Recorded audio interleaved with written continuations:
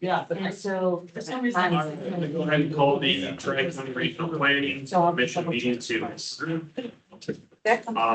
First, before a roll call, I just want to welcome, we have a couple new faces in the room. Eric, you want to make sure- If you don't mind, I'm having trouble seeing behind the wall, but we got a couple of new staff people. One is our a planner that just hired on. It's Banu Wasabi. Yes. Just give a brief introduction of yourself, Banu. Like Eric said, I'm Bonnie Musubi. I just started as a planner at Tri-County. I'm very excited to do some really good work here, and I'm excited to get to all of you. Thank you. Welcome.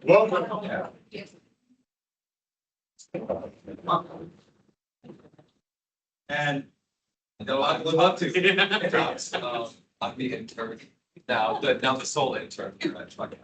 So excited to. Thomas is a local kid from the city of Washington. All right. Who else do we got in the back there? Just go ahead and introduce yourself. Yeah, I'm Gavin, for Tri-County. Isaiah Hagen, GIS specialist for Tri-County. Also, here's a plan to Tri-County. I think we have Adam, planner here as well. So. Hi, Adam. Hey, Russ. Good to see you again. It's good to see See you. you. This is the last time with it. And then we have former commissioner, former chairman, Greg Miller.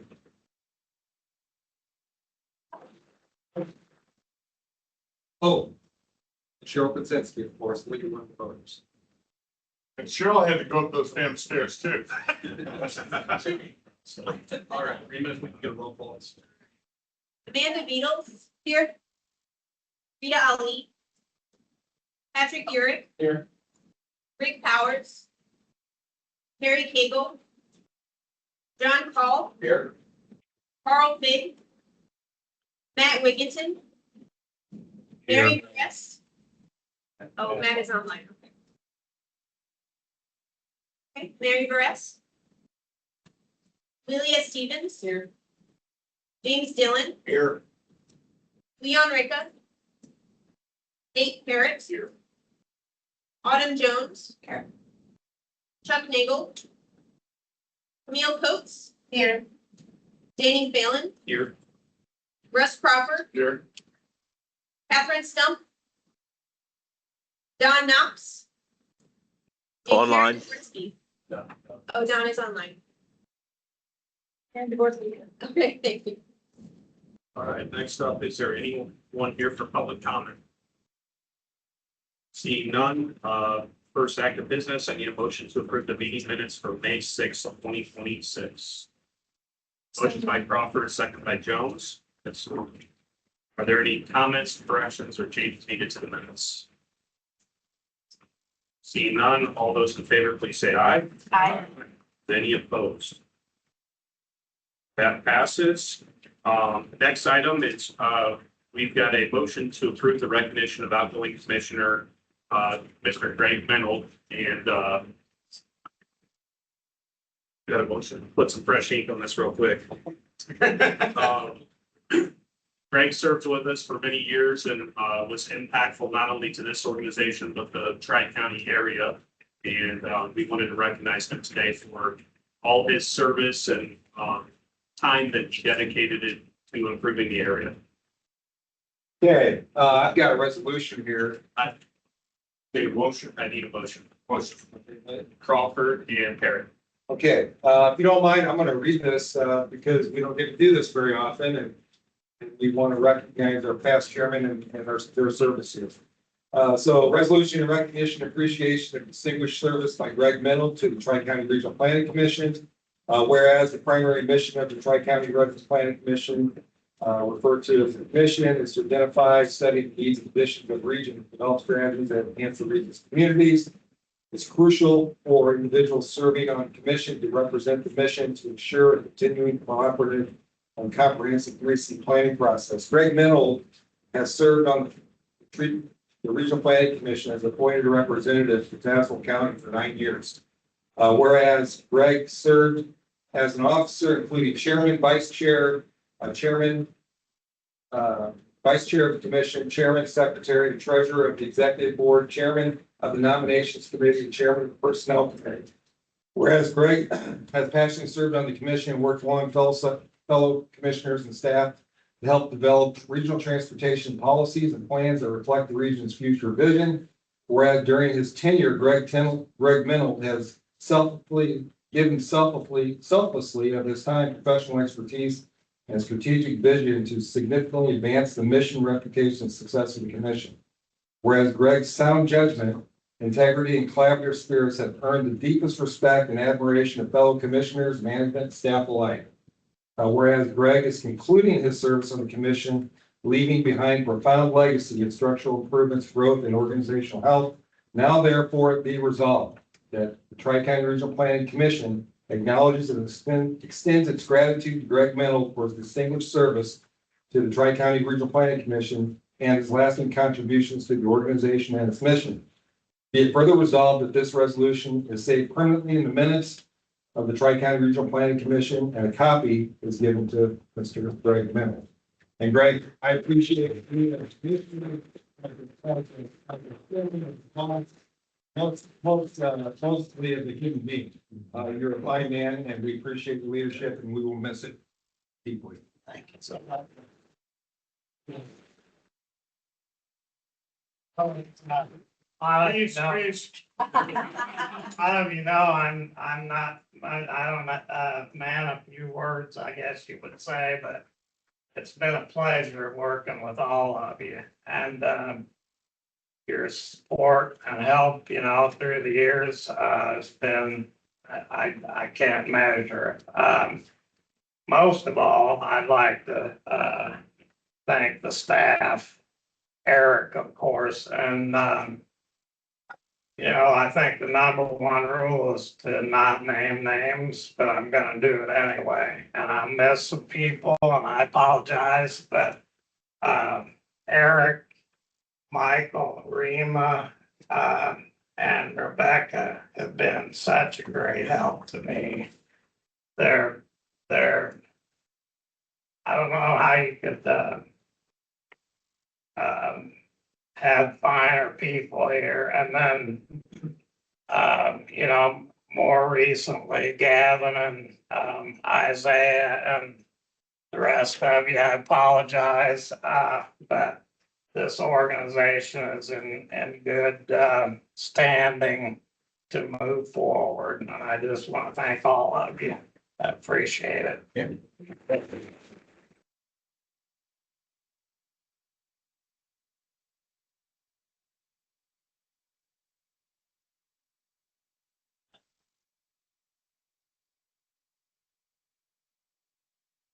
Next up is the chairman's report. I have nothing to report today. Do you want me to vote on the motion? All those in favor, please say aye. Aye. No chairman's report. Next up is the executive director's report. Eric? Yeah, thank you, Mr. Chairman. I've got 4 or 5 things I want to sort of go over today. First off is staffing.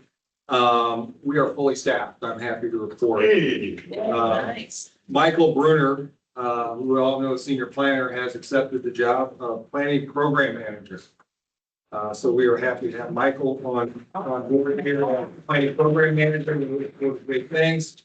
One of Michael and my first task is to have individual meetings with your community. We'd like to meet with not only you as policy representative, your technical representative, and any other key staff that you might feel need to be involved. This is sort of a listening session, getting input from you, and sort of recognizing your needs and sort of how we can help as a commission to achieve those needs, and obviously talking about our regional mission. So stay tuned. Lori will be in contact with you to set up some meetings to take place over the course of the summer. So we're not in a hurry to get it done, but we'd like to get it done. We've also recognized Bono, who's joined us as Planner One. She comes from Illinois State University, hails from the Chicago area. We're glad to have her downstate, and hopefully to start a great career of planning down here. Other things that we want to talk about is that Last Friday, Michael submitted the SS4A grant. That was a successful submission. That's going to be a demonstration grant that we've applied for that will identify some key safety corridors and try to demonstrate perhaps some temporary improvements to lead to some permanent improvements along those corridors. We continue to work with Kathy Brown at the EDC on a regional housing hub. This is in sort of the developmental stages. We're trying to identify some revenue sources to perhaps fund that planning effort. So stay tuned for that. We're monitoring the federal reauthorization. We're down at a meeting with IDOT yesterday. We talked about it a little bit. I would not look for anything to happen next couple months. It's very preliminary. There's a first draft out there for your perusal. All sort of standard things in there. Nothing to be alarmed from an NPO perspective. In fact, a couple nice things. We'll see if they last. One of which is a 10% funding increase, which is always good. The second of which impacts you more locally here is that instead of an 80-20 match on the federal planning funds, it's a 90-10 match. So if you have a chance to speak with Representative Sorensen or Representative Hood or Senator Durbin or Duckworth, tell them that we are in favor of that measure, the 90-10, that obviously lowers the cost to participate at the commission, and we're always for saving money. But I would not look for anything except a continuing resolution for this year. We'll see what happens down the road here. That's my report. I'd be happy to answer any questions. Are there any questions for the executive director? I was stuck in the elevator. Sorry. Oh. Dr. Patrick? The red button. Are there any questions on the executive director's report? Eric, I did have one, the call for projects that's closed, is that right? If you get a good, receive a good amount of requests for funding, is there any update on that? Yeah, so our combined call for projects closed, the projects were due, this past Friday. And we received a total of 15 applications that are being response. All right, thank you. Next up is Ways and Means. If I can get a motion to approve the April 26, 2026 financial statements and billings, resolution 2661. All with the motion and second. Rebecca. All right, you will find all your financial reports in your packet.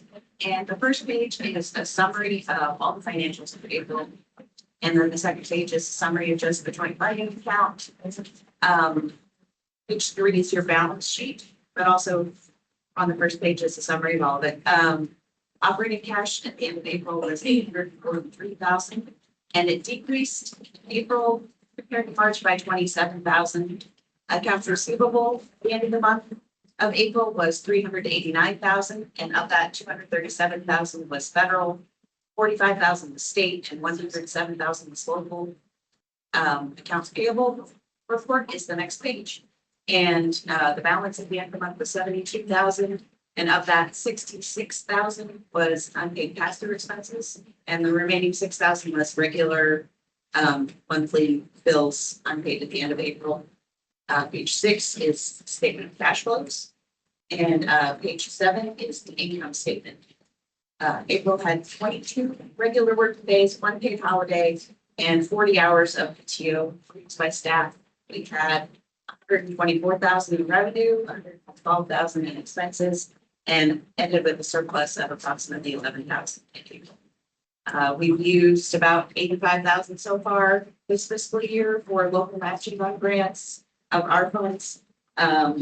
Fiscal year 26 so far, at the end of April, has a surplus of approximately $129,000. And then there are bank statements and credit card statements in here as well, and registers if you need to.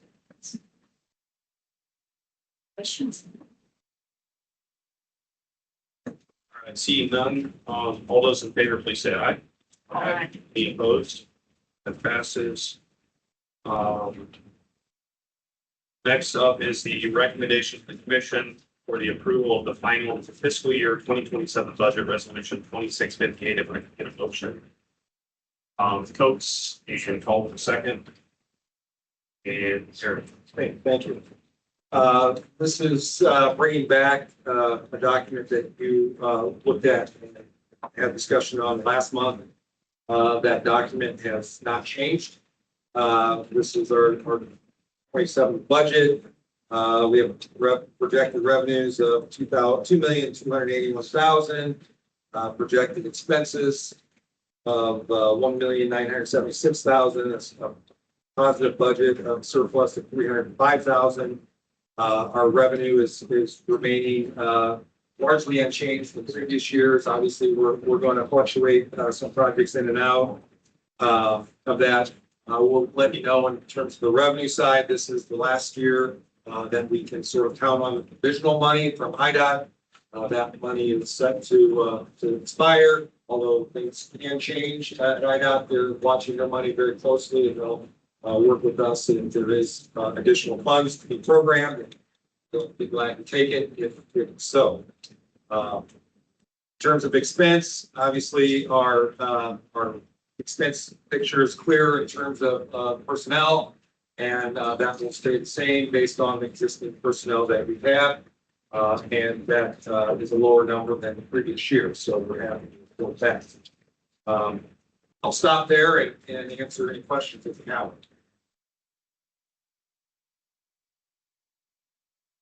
Right, seeing none. All those in favor, please say aye. Any opposed? That passes. Next up, 9A, if I could get a motion to approve the cost of living adjustments for eligible staff, resolution 2657, and I will ask the date on the resolution at the bottom of the resolution is goes the wrong year. If I can get somebody to make the motion and correct that. Motion. Then. Motion by Russ, second by Call. Actually, it's in the memo. That's the wrong page. Oh, it's out now. Not the resolution. Okay. Sorry. Sorry about that. Okay, so you don't need the motion on that? I do not. Okay. All right. I'll second Don's motion. You made the motion. Yeah, you made the motion and Call me second. Thank you, John. Yeah. All right, Eric. You wanna take- Yes, I will, this has been the practice of the commission to give staff cost of living increases based on, roughly based on CPI. CPI report, Consumer Price Index report is in your packet, April 2026. That report's indicating the 3.8% rate of inflation. That's what we're asking for the staff, for all eligible employees, and those eligible would be those that have been on payroll since beginning in January of this year. Because there was some question about that in the past. We're just trying to be very transparent about that, but the 3.8% it's a budgeted line item that was just reflected in your previous budget. And I'll stop there and answer any questions if you have. Amanda. Is this in lieu of like a performance review and increase, or is this just a standard? Are there two increases based upon, one based upon performance and then the other based upon this increase? Yeah, this is just a cost of living increase. If there are merit increases that are warranted, we would bring those back to you, and that would be sort of in the November, December, January timeframe. But we will conduct performance evaluations at all staff. We do it twice a year, and if there's need for merit or promotions, we would bring that back to you. Thank you. And those are budgeted for as well. Thank you. Any other questions on that? Seeing none, all those in favor, please say aye. Any opposed? That passes. 9B, if I could get a motion to approve Catherine Stump being appointed to the Executive Committee and the Personnel Committee Resolution 2660, taken up by Crawford, and a second by Eric. Russ, you want to take this? Yeah, this is, just till June 30th, so it's short time. It's been, the next motion, I think, approves all the new things from 7/1 to 6/30 of next year. So even though it's short time, Catherine is Castle County, I think, all better. She's tried to attend, our executives and our commissioner meetings. She lives in Morton, Illinois. And, we're happy to have her. Catherine, is there anything you want to say? She's still. Catch your breath over here. I apologize for the disruption of the meeting. Was that the Madison elevator or the one? The one on Fulton was out, so I searched for the Madison one and I was stuck in that. Oh. Literally stopped and I pressed the red button, so I didn't mean to, I think I was still like, so I would put the sign on that one too. I tried to take the stairs. Looks like steps. It's locked. And I just, this is locked. I tried to take the stairs. Sorry, we're digressing. All right, all those in favor of approving Kevin Summers to be appointed to the Executive Committee and Personnel Committee, please say aye. Any opposed? That passes.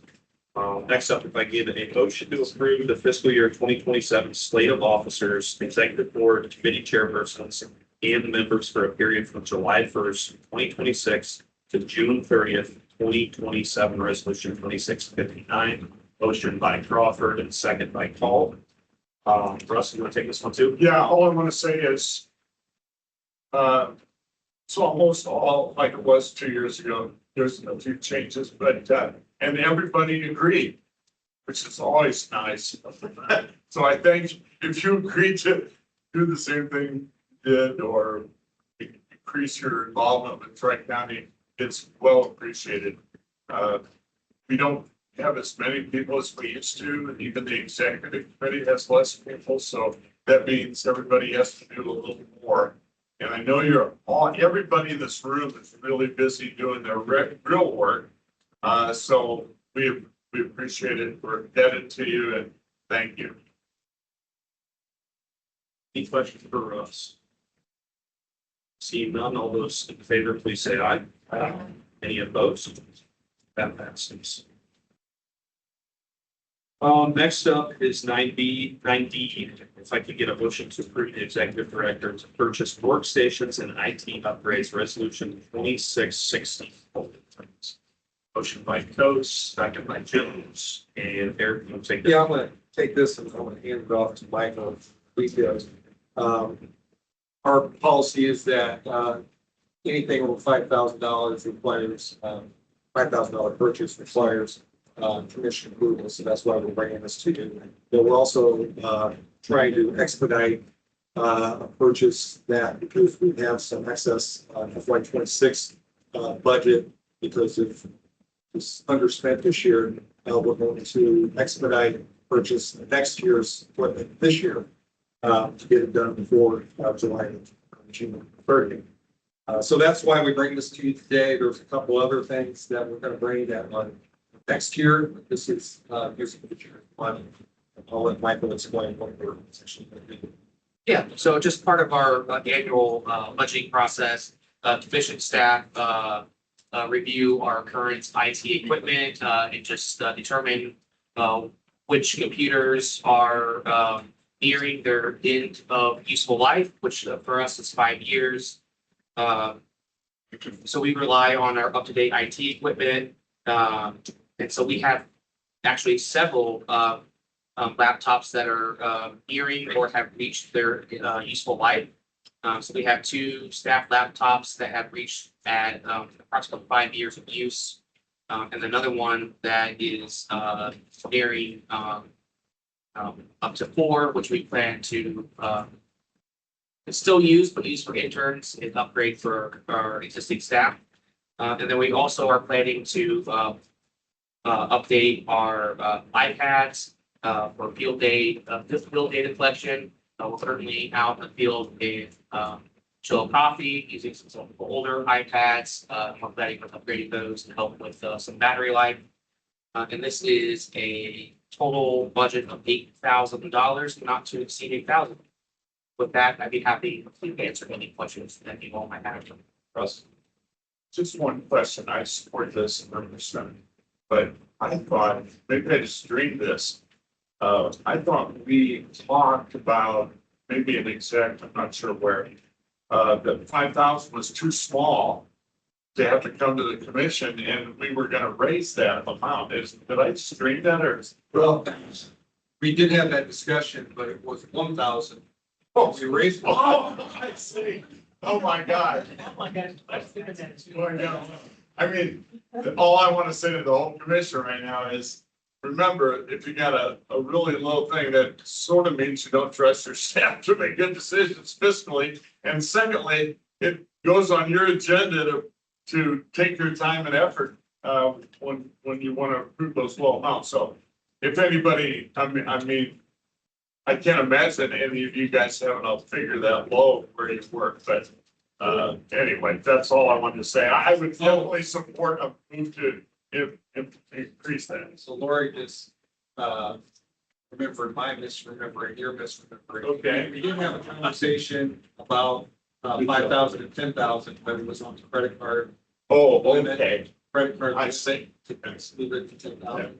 I think we did take action. Yeah. We did.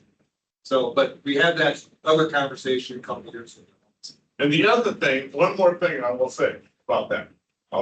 Another safeguard for the commissioners is this accounting person we have today is excellent. And you notice she really has a thumb on the finances. And so, I mean, if we had a brand new person or a new executive director, I can understand the lower amount, but we don't. And so that's another reason that. Thanks. All right, all those in favor, please say aye. Aye. Any opposed? That passes. Down to transportation, 10A, I need a motion to approve transportation improvement programs amendment for project S-27-14, business US Route 24 and DMAC Road intersection improvements. Motion by Call, second by Jones. Is that you, Michael? That is. This, today we only have one tip amendment. It's for project S-27-13, which is converting the intersection of US Business Route 24 and DMAC Road to an all-way stop. This project is being added to the FY27 program. It is currently scheduled for the September 18th letting. With that, I'd be happy to answer questions. I have a question, but I just want to commend whoever is taking action on this. I drive this every day. And I literally have talked to both testimony at Woodford about it. I've gotten into almost so many accidents there and I'm advocating for this. I love this. This is gonna be the best project. I will literally do a grand opening. I'm so excited to stop. Okay, so where have I been? This is fabulous, because so many people complain about this intersection. And they don't know who to go to, Washington, the township, the county, and here it's here. It's like, yeah, so how, like, what is, I don't want to go, so I'm talking to somebody on the side about that, that's probably too long of a. But I mean, this is wonderful, I had no idea, like, how long is this going on? Yeah, unfortunately, our projects take way too long. And where did it start? Did it start with this group, or did it start? You know, and have to ask staff where the original idea came up with, but we have a safety committee at IDOT. And we entertain any projects that are brought to our attention, whether by staff or by local agencies or by the public. And we put them on the list, and it takes a long time to get Right. safety funding approved. And then with this intersection, we had 4 corners, we had to buy right away. So that process unfortunately takes time. But we're hoping to get the fourth parcel. We have the first 3. We're hoping to get that in time for September 11th, but all is good. If it doesn't make September, we'll get November 11th. All right.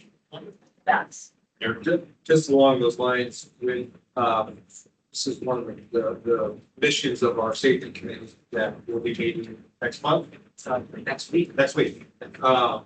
to start identifying problem areas and start anticipating how those projects get started. So it does start with a phone call or an idea, and if you People don't know where to go, but right, if you communicate that to either a township highway official or a county highway official or mayor, then you bring it here, that's where all these start. So, study, I'm may getting be involved, excited, I don't know. and 25 years later, it might get built.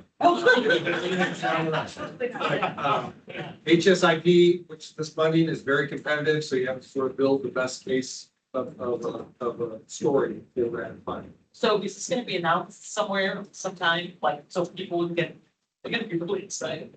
Yeah. Like, how does that Yeah. work?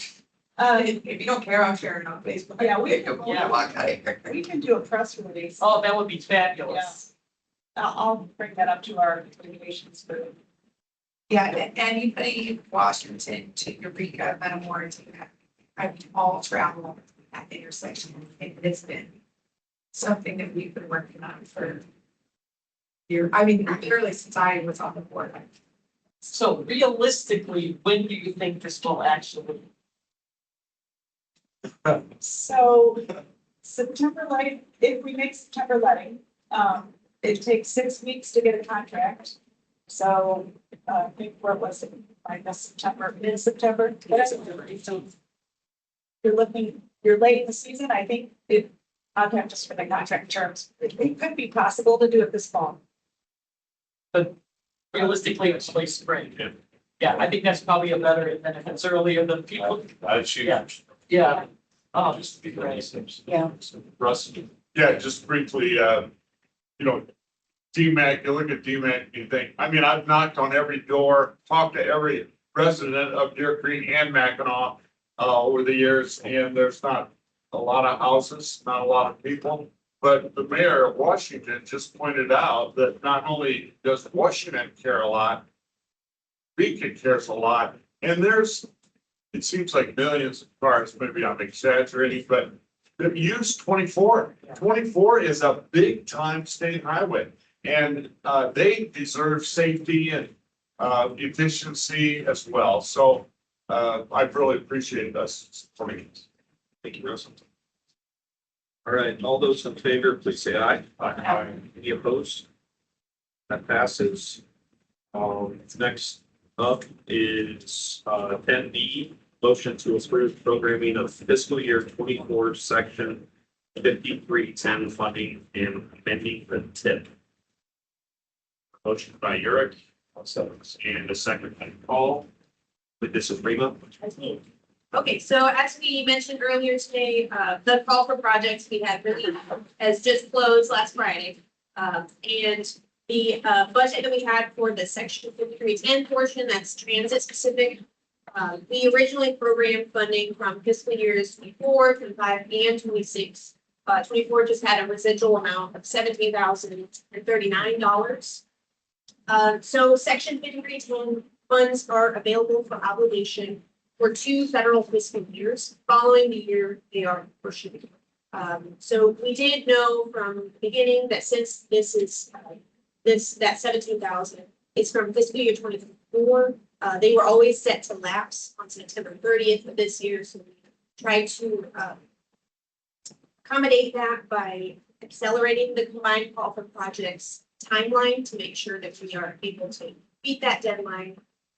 And just to note, when I say that within that 2-year time frame, in FTA terms, obligation is the FTA grant award. Jargon explanation there. We did hear from the FTA after we originally released the call for projects that even though we fast tracked that timeline, it's still not quite enough time. They would like more of a buffer just to make sure that we don't lose those funds. So that's reasonable and warranted. So because of that, they would prefer that we apply those funds in a different way, just to make sure we don't lose them. And so we had 2 options. could either transfer the funds to IDOT, they use them in their statewide consolidated vehicle procurement program, or we could keep the funds in the region by adding them to an existing project. And we looked at our projects, and there is one that was significantly underfunded, it's just how it happened to work out. So we reached out to CityLink. This project is the passenger counting equipment project. Basically, we're helping them purchase and install equipment that counts passengers at each individual stop for a few buses. They have this equipment, but not for every single bus. So we contacted them. They were able to integrate that extra 17,000. It does require an extra local cost share. So they agreed to do that. So their federal share increased from $60,000 to $77,000. $77,039. And their federal participation increases from 38% to 49%. And it must be at least 80%, so they're still underfunded. But they get some more money out of this. The total project cost is the same at $156,000. And so because Tri-County can administratively modify the tip if a project is modified by 50%. In this case, the total federal share will increase by 28.4, so that's under that threshold. So this is why we didn't specifically have, just like the previous motion. Agenda item was to request and approve that change the tip, so this one, we don't need a formal tip amendment, but we did just need to let you know. It's kind of confusing, just basically we're moving money, what would have been the cost budgets to this existing underfunded project.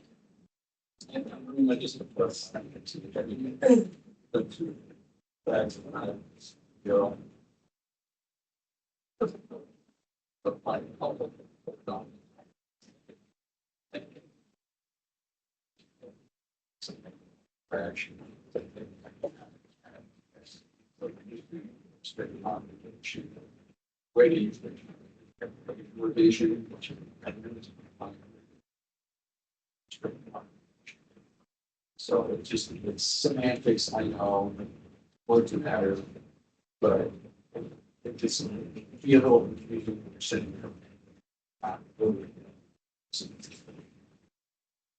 Modifying.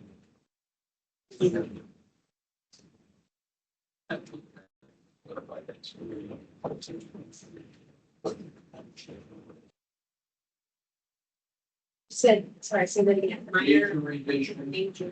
Be the amendment here, so minor revision to the administrative modifications. You're saying to say, so say delete the tip, you say the make minor revision. Right. Yeah, okay. It could be, that's all. That's The purpose here was just to let you know that we're making a change. It's got minimal impact, but we want to make sure that it's really. So, this point is to let you know if you're a commissioner, which you all are, and you're not on the executive committee, how important you are. Because when we were in the merger committee, and Eric remembers, and Greg remembers, and the mayor of West Peoria was, I think, chairman of the UATS, is that right? Mayor, and all the money went through there. Well, merger ended UATS, or actually merged it with the commission. And TIP, that's what we're on. The TIP projects cannot be approved by the executive committee. They must be approved by this larger group of all the mayors, by our rules, and probably by IDOT rules too, I'm not sure. But anyway, I wanted to tell you that executive can't do that without you. Thank you. Thank you, Russ. All those in favor, please say aye. Aye. Any opposed? Aye. That passes. So next for aye. It was. Yeah. Foster. It wasn't me. It's just, I heard it. isn't that a delay on the screen? Yeah. So, yeah. Okay. All right, next up, 10C, if I could get, just a discussion, call the projects fiscal year 27 special transportation studies. This is Mike. Yeah. All right, so this is just an FYI here.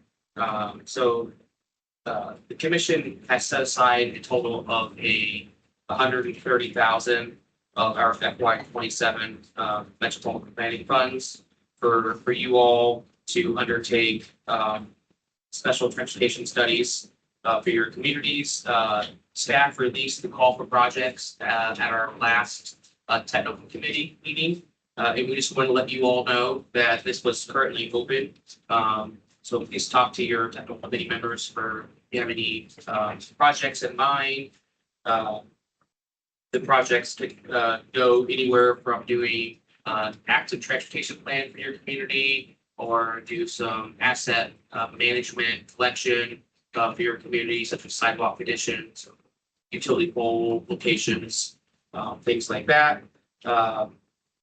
The schedule for this is projects are due to staff on 15th of this month by 3:30 p.m.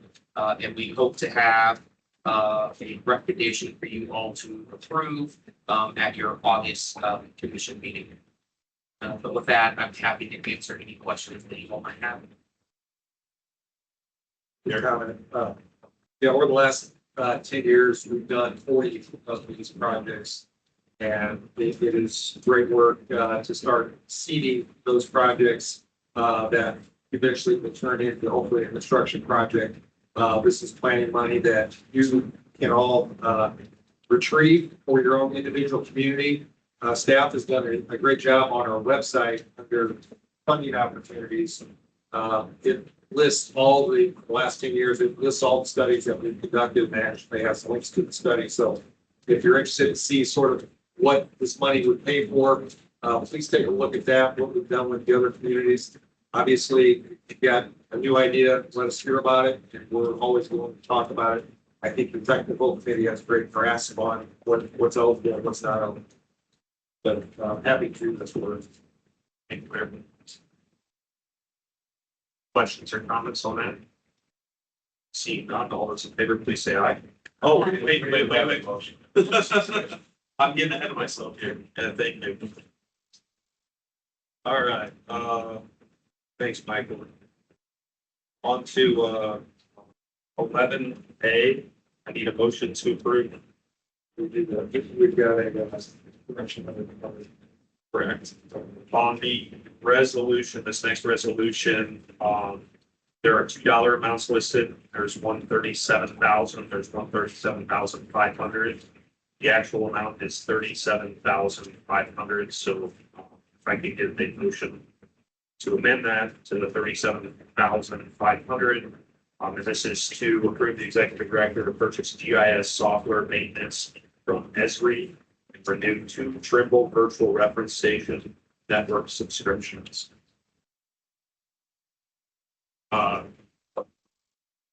Motion by Stump. I had to look down at the agenda, sorry. Second by Phillips. And I believe this is Isaiah. Yeah, so towards the end of your packet, there's a memo and a resolution. The memo's got quite a bit of a word salad, so I won't read it for you, but basically this is the regular annual renewal of our Esri software. So this does GIS for the day-to-day work, does our field collection stuff, and it also hosts all of our data online. And so we're just looking to renew annually, and then that includes a couple licenses for the staff. There's also creator licenses for some municipalities like Gloria Park District and the Village of Gloria Heights. And then this also includes our Trimble GPS equipment renewal. So that's basically the connection to get a centimeter level accuracy for asset management. And then total dollar number is 37,500 as was mentioned. Any questions? Thank you.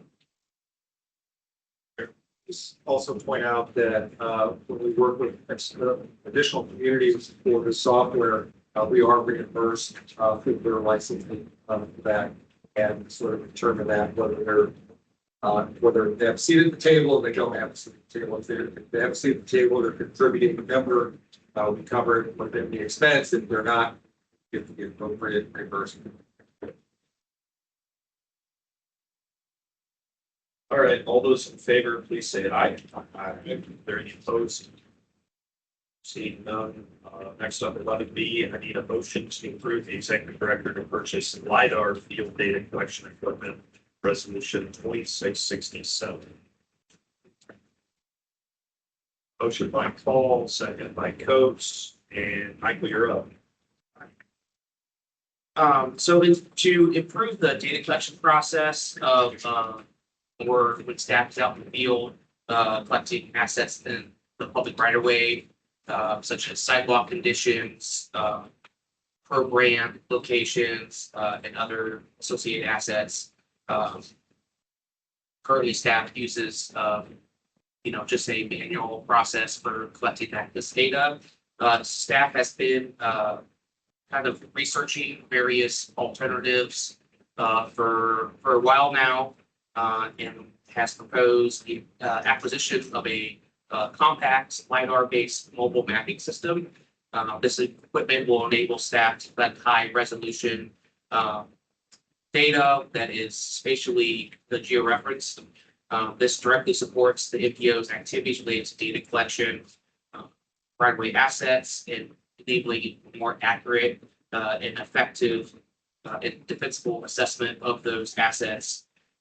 Specifically, the system will allow staff to identify deficiencies. So looking at excessive sidewalk cross slopes, missing or non-compliant programs, any kind of obstructions. And the total estimated cost for this equipment is at $5,000. That I'd be happy to answer any questions that you might have. There's software needed for that process the data. So yes, but we're able to use our existing ESRI software for the data. Quick comment. We buy these tools to use in your communities. So if you have ideas or needs or thoughts about us using those or a particular project, just let us know, because we're glad to do it. What would be a suggested use case for it? So we're planning, right now, we're in Chillicothe doing sidewalk inventory. We're planning on testing it out there, looking at some programs. So doing sidewalk collection, potentially also like sign inventories, would be another option. Anything kind of right away, infrastructure, that you think of, some signs, sidewalks, curbs, utility poles. Isaiah, I know I'm missing things, but. Yeah, that's a pretty good explanation. Usually we mostly use this for, sidewalks, bike paths, that kind of stuff for service connection. Thank you. I have a question. Could it be used for roads? Like Yes. To test the condition of the road? Yes. All right, all those in favor, please say aye. Aye. Are there any opposed? So you know that passes, down to updates, they'll be able to personnel. Speaking of, truck access road program today. Holiday, so. That's June 29th is the deadline for the taxation. Alluded to earlier, we also had local roads and utilities and seven programs out here. Short bridge. Circular letter. Bridge programs. I said for the holidays, so this. For some other letters. Courses like that. And then we've got to take a safe routes and supervision. Myself as a like seven. It's on the website. I didn't pursue it. I was did, but if anybody comes to myself, so looking at about website, so right now, we should progress. I don't think anyone local received that. We did. Brandon, one of us. Is that safe routes to school? Yeah. Those were announced, so that was, the application was last year. Yeah, they alternate every other year. Did Safe Routes last year, they do, enhancements this year, which will open up August first. I think it's applications for those were accepted August first through October fifth. To Doug's point, please let us know if you intend to apply for, in this case, ITAP or the Bridge Program or the TARP Program. We're glad to write letters of support. It just helps me knowledgeable about who's got what in the, so, we're always glad to sort of understand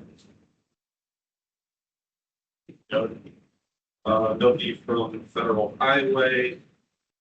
The next meeting is scheduled for July 1st at 9 a.m. concerning miscellaneous. If I can get a motion to adjourn. By Dylan, second by Crawford. All those in favor, please say aye. Aye.